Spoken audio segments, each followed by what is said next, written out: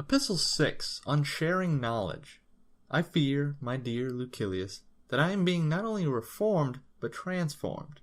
I do not yet, however, assure myself or indulge the hope that there are no elements left in me which need to be changed. Of course, there are many that should be made more compact, or made thinner, or be brought into greater prominence.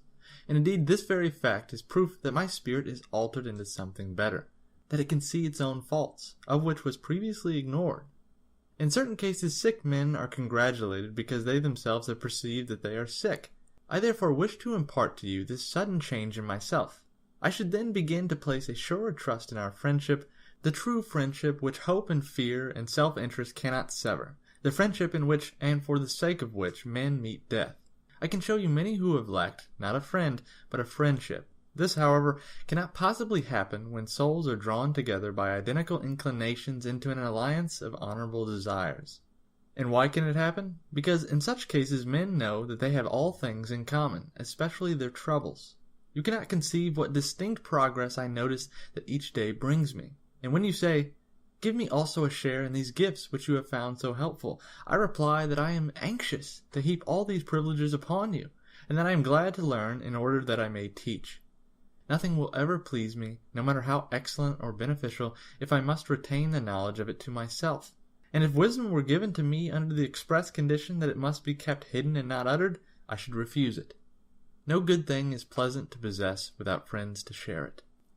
I shall therefore send to you the actual books, and in order that you may not waste time in searching here and there for profitable topics, I shall mark certain passages, so that you can turn at once to those which I approve and admire.